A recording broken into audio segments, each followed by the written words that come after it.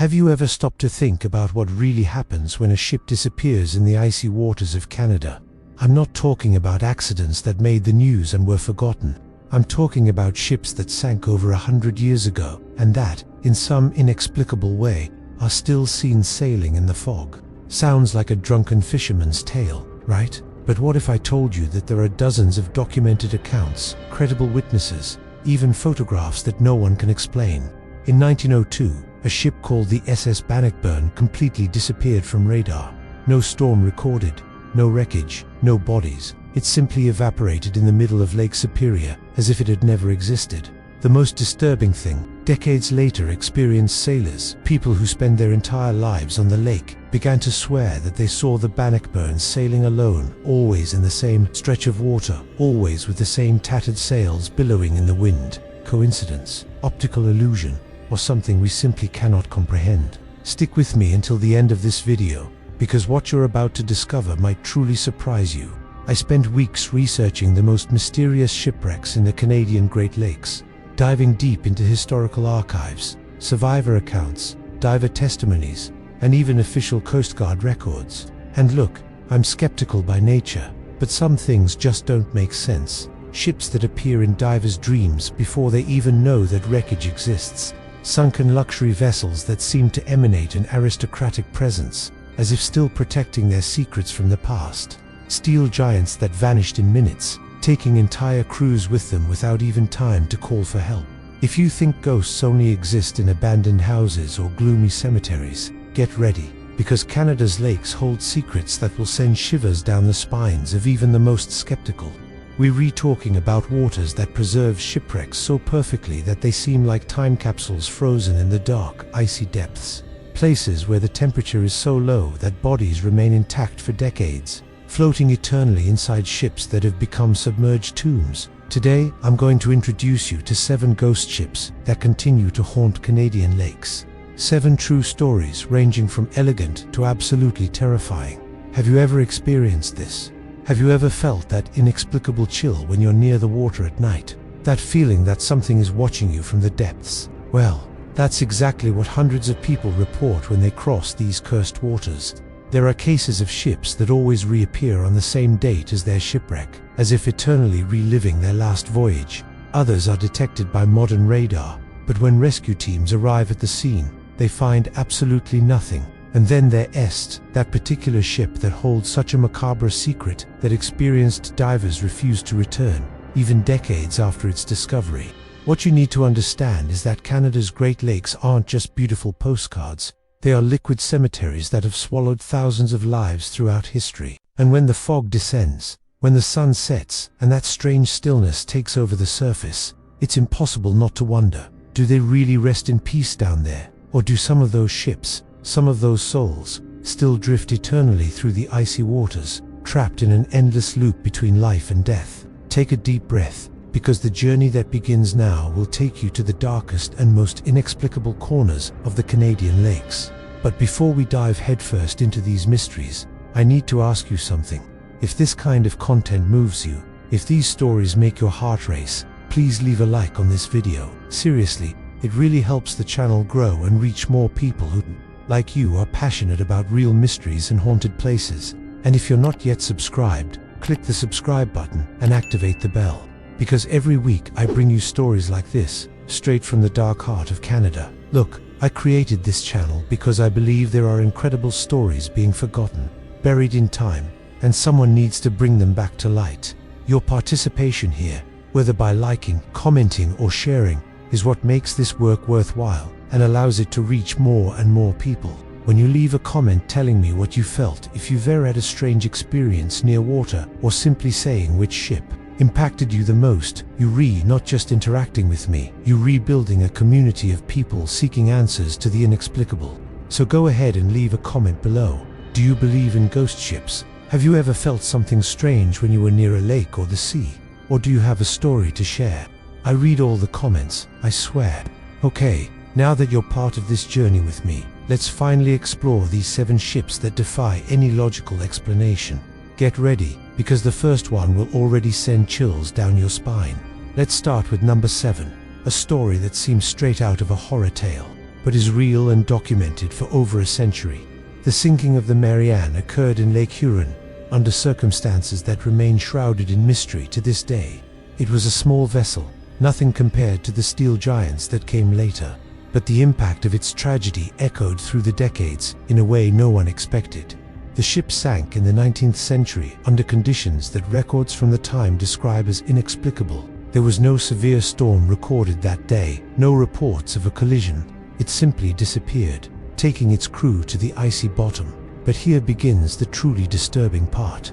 For decades after the shipwreck, local fishermen and boats crossing that specific region of Lake Huron began to report something impossible. Always in the same spot, always shrouded in the characteristic lake mist, an old vessel would appear sailing alone. The accounts were eerily consistent. An old boat, with torn sails, gliding silently across the surface as if still fulfilling some unfinished mission. The transformation of this forgotten shipwreck into a regional legend was so profound that even today, children growing up in the communities around Lake Huron know the story of the ghost ship that never stopped sailing.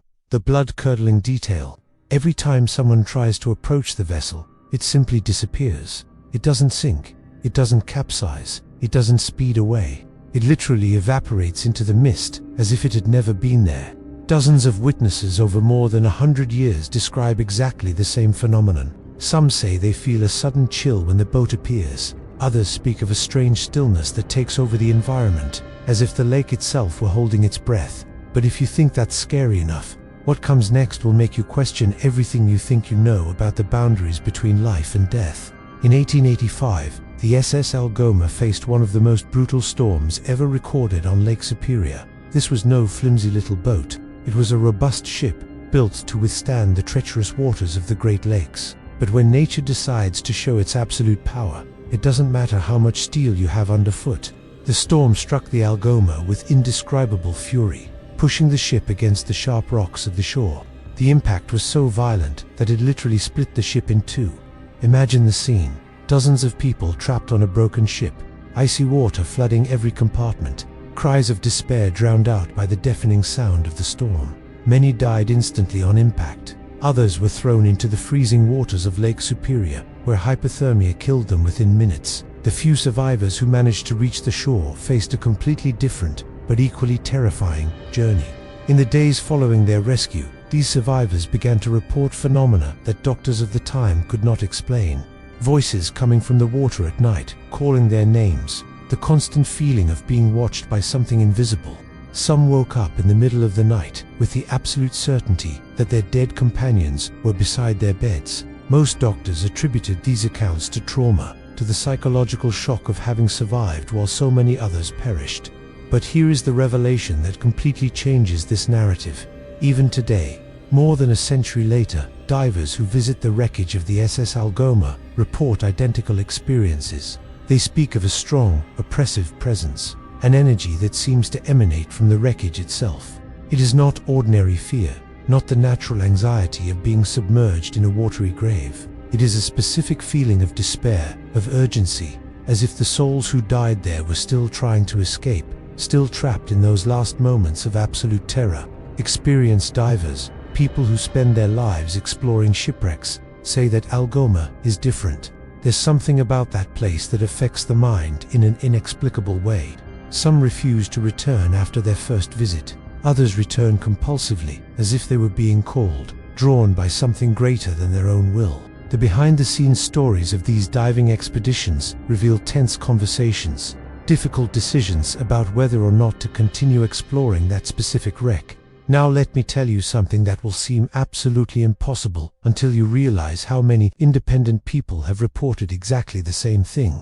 The sinking of the Emperor is well documented. The wreckage is mapped. The site is relatively accessible to certified divers. There is nothing particularly mysterious about the circumstances of the sinking itself. It was a tragedy. Yes, people died. Yes. But nothing that explains what began to happen decades later when divers began exploring the remains of the ship.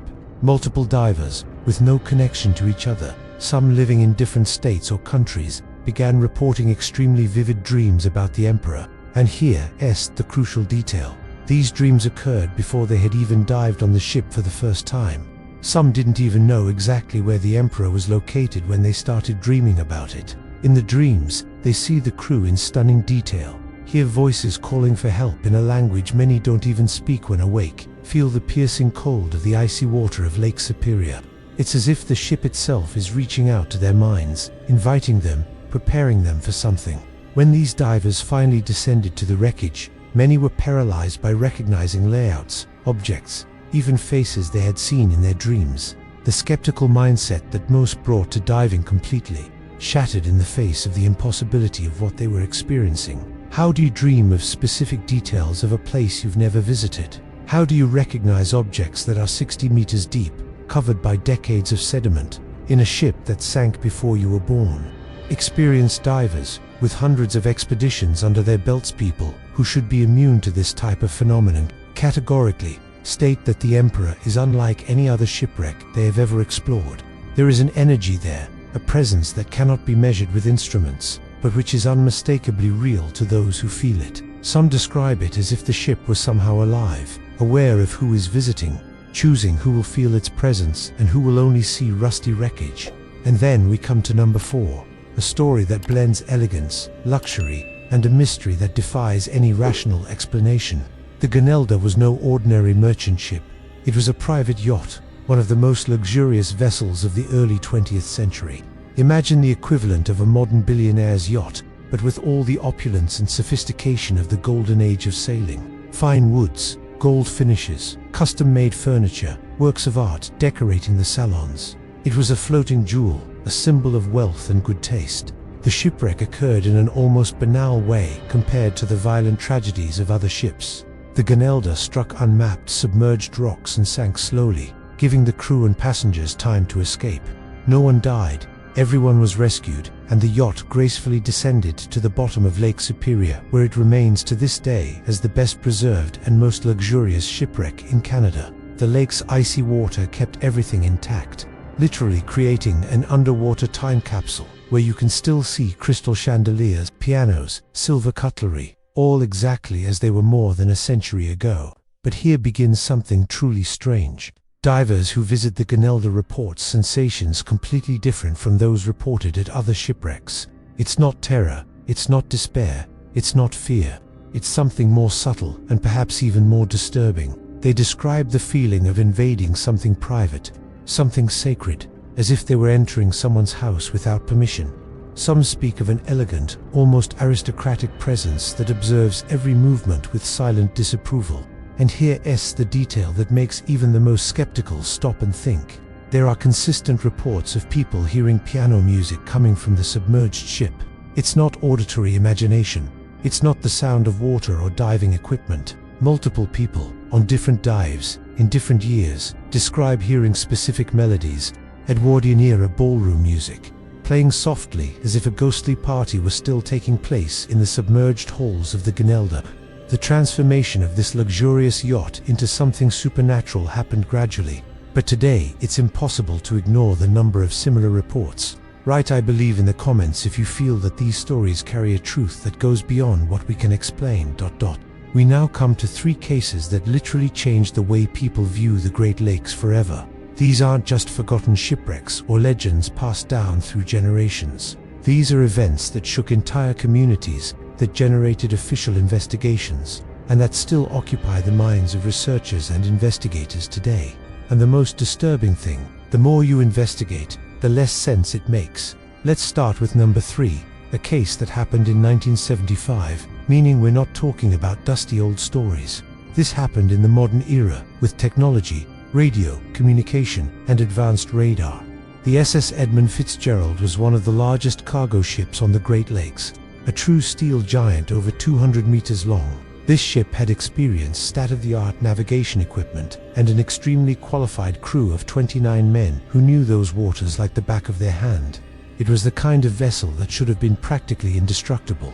On November 10, 1975, the Edmund Fitzgerald was transporting tons of iron ore across Lake Superior when a storm began to brew. Storms were nothing new to that crew. They had faced hundreds of them over the years. The captain maintained radio contact with other ships in the area, reporting difficult but manageable conditions. And then, suddenly, silence. The Edmund Fitzgerald simply disappeared from the radar. There was no distress call, no emergency alert, no time for anything. A steel giant with 29 lives aboard vanished in a matter of minutes, as if it had never existed. The journey to discover what really happened turned into one of the most intense investigations in the history of navigation on the Great Lakes. Theories emerged from all sides. Some say it was a giant wave, a wall of water more than 10 meters high that simply swallowed the ship. Others point to possible structural failures, cracks in the hull that would have given way under extreme pressure. And then, there are those who suggest something more sinister, something that science still cannot fully explain. The hidden truth is that no one knows for sure what happened in those final minutes. The wreckage was later found, broken apart at the bottom of Lake Superior, and here begins something that goes beyond physical tragedy. Divers who visit the Edmund Fitzgerald consistently report a heavy, oppressive energy, completely different from other shipwrecks. It's not just the natural sadness of being in a watery grave, it's something deeper. Many describe a sense of urgency, of despair, as if the last moments of those 29 men were still unfolding down there, trapped in an eternal loop of terror. The transformation of this shipwreck into something almost sacred has happened over the years. The ship's bell was recovered, and today rings once a year in a solemn ceremony, 29 chimes, one for each life lost on that fateful day. Each sound echoes as a reminder that some mysteries remain unanswered. The impact of the Edmund Fitzgerald on regional culture was so profound that songs were written, documentaries produced, and entire families still seek answers decades later. But there are two ships that are even more terrifying, cases that challenge not only our understanding of physics and nature, but our very notion of reality. The SS Bannockburn disappeared in 1902 under circumstances that still baffle investigators today. There was no recorded storm that day, no extreme weather conditions, absolutely nothing to justify the disappearance of an entire ship with its crew. It simply vanished. No wreckage, no bodies, no physical evidence whatsoever that anything catastrophic had happened. The searches were extensive. Teams scoured square kilometers of water, but found absolutely nothing. It was as if the Bannockburn had been erased from existence. But here's where the story becomes truly impossible to explain. Decades after the disappearance, fishermen and sailors who traveled through that specific region of Lake Superior began reporting sightings of a ghost ship. And these weren't vague or imprecise reports. The descriptions were eerily consistent, always the same characteristic profile, always sailing alone, always appearing and disappearing in the fog. People who didn't know each other, who lived in different cities, who fished at different times of the year, all describing exactly the same ship. The skeptical mindset that many brought to these accounts began to crumble when even experienced fishermen, people who spent decades on the waters of the Great Lakes, began to admit that they had seen something inexplicable. The Bannockburn earned the nickname Flying Dutchman of the Great Lakes, a reference to the Dutch legend of the ghost ship condemned to sail eternally. And just like in the original legend, it is said that seeing the Bannockburn is an omen, a sign of bad luck that no sailor wants to encounter. The behind-the-scenes story of these sightings reveals something fascinating. Many people who saw the ghost ship never reported it publicly for fear of being ridiculed, called crazy, or drunk. It was only when they began to discover that other people had seen exactly the same thing that they gained the courage to share their experiences. The decisions to finally speak about what they saw completely changed the narrative of the Bannockburn, transforming it from a simple, forgotten shipwreck into one of the most persistent and well-documented legends of the Great Lakes. But there is one ship that surpasses all others in absolute mystery, in pure visceral terror. A case that involves not only ghostly apparitions, but physical evidence so disturbing that even the most experienced divers refuse to return.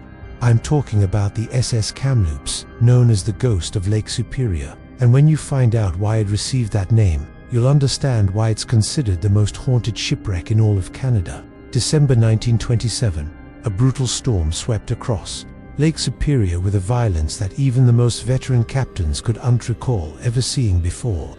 The SS Kamloops was laden with goods and mail, following a route it had traveled dozens of times before. When the storm hit at full force, the ship vanished completely. The entire crew was lost. And here begins half a century of absolute mystery. No one knew where the Kamloops was, not even approximately. Searches were conducted, but the frozen lake kept its secret for 50 full years, In 1977, 50 years after its disappearance, divers finally found the Kamloops perfectly preserved at the icy bottom of Lake Superior. The water was so cold that it had acted as a natural freezer, keeping everything exactly as it was at the moment of the shipwreck. And then they found something that would change everything.